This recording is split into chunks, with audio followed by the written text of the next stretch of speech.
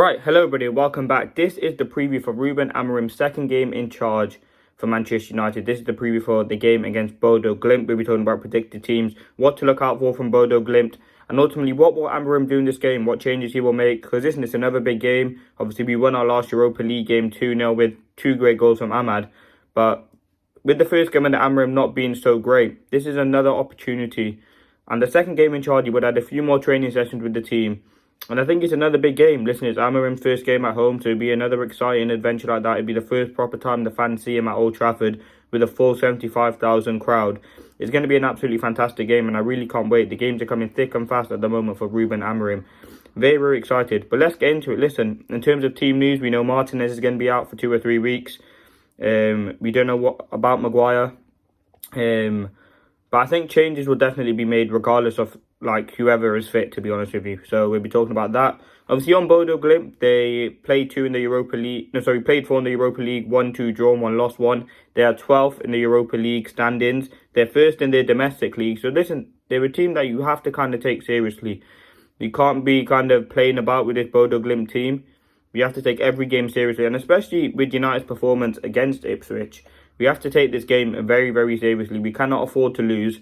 And that's ultimately something I think Amorim will know going into the game. And I think you'll see that with the sort of starting selection and much, much more now. As I said, Bodo Glimt, listen, I don't know too much about them. I know they're a team in Norway, first in their league. We must be very, very careful with what they can offer. United are a team that has struggled so far in the Europa League. And yes, it's Amorim's second game. But what I'm looking for, listen, the shape was there. Against Ipswich, it was very obvious at 3-4-3 and the instructions. I think certain players struggled, and he did say the players were trying too hard. Now, I think we will see a change in that, in terms of they would have had more days to kind of understand the system. But I think there certainly will be changes because some players did struggle. Unfortunately, I think if I picked out a couple of players who struggled, I think Everton, our left centre-back, massively struggled. I'll talk about who would come in there. Bodo, our left wing-back, struggled. Rashford in the number 9 struggled. I think the midfield 2 has to change. They massively struggled. And I think Garnacho in the inside 10. So basically half the team has to change, or not even change, but maybe rotate the positions around a bit. Now, I'm going to be talking about my predicted team. But listen, it's a big game. United must win this game. We've got, a few more Europa League games left.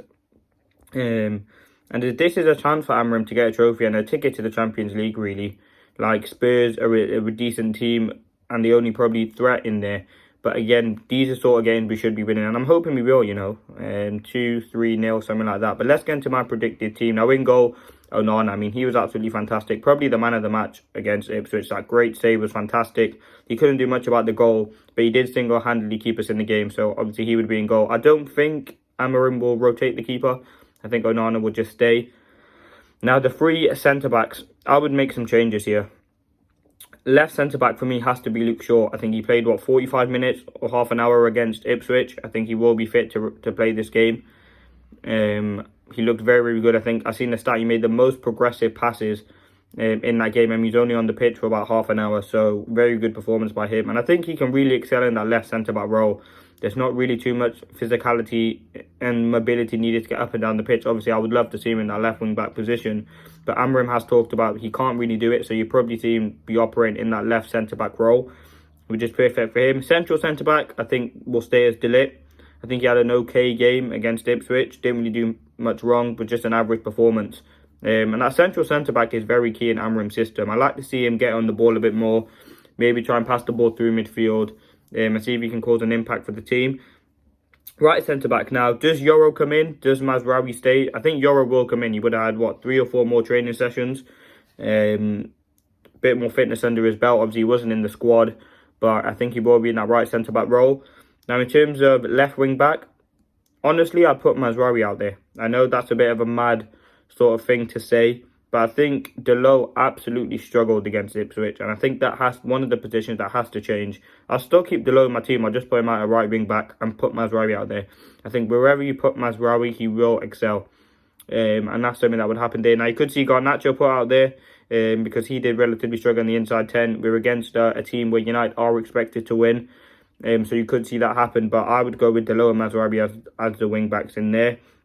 Going into midfield, now this is the key position. Eriksen, Casemiro massively struggle. Now I've seen a great bit of analysis from Jamie Carragher on Sky, talking about Casemiro's, like, he was scared of pressing really just to get exposed, and that's something that did happen. They weren't covering enough spaces, and I think that's to mobility, and also they just didn't have enough time with Amorim to learn that. So I think Ugarte will come in, and I think Mainoo will return. I think I'm really excited for the Mainoo return.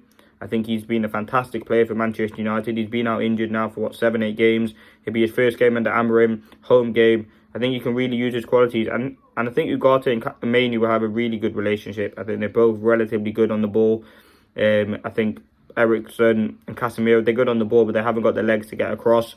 I think Mainoo in a game like this, his technical quality will be fantastic. And just Ugarte sweeping up where needed, getting rid of the ball, just doing the simple things to help Mainoo progress. And I think that will be a very formidable midfield too.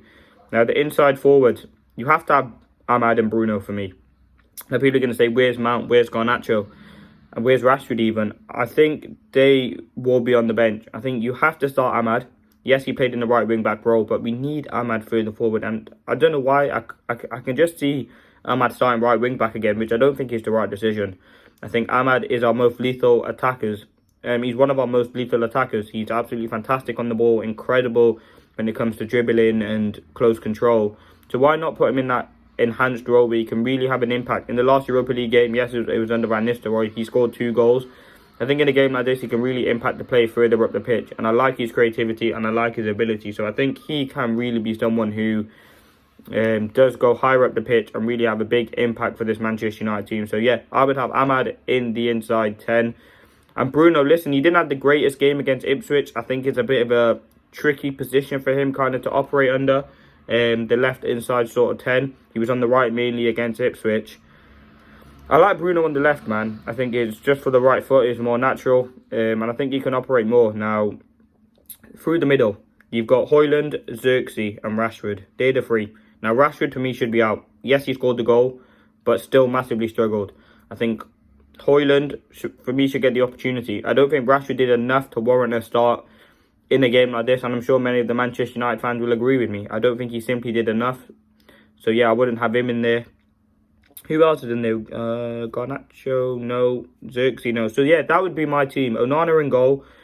Yoro, De Ligt, and Shaw as the back 3. With Masraoui as left wing back, Delo as right wing back. Ugarte and Mainoo in the midfield. Bruno and Amad as the 2 inside 10s.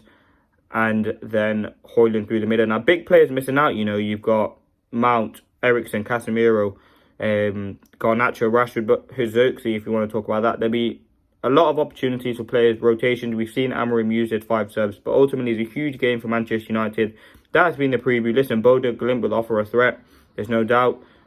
They will create chances, but I think United will win this game. In terms of predictions, I'm going to go 3-0 Manchester United. I'm hoping for a clean sheet, 3 goals at home, and ultimately a big win needed in the Europa League for Manchester United. But let me know your thoughts. Leave a like, comment, subscribe if you're new.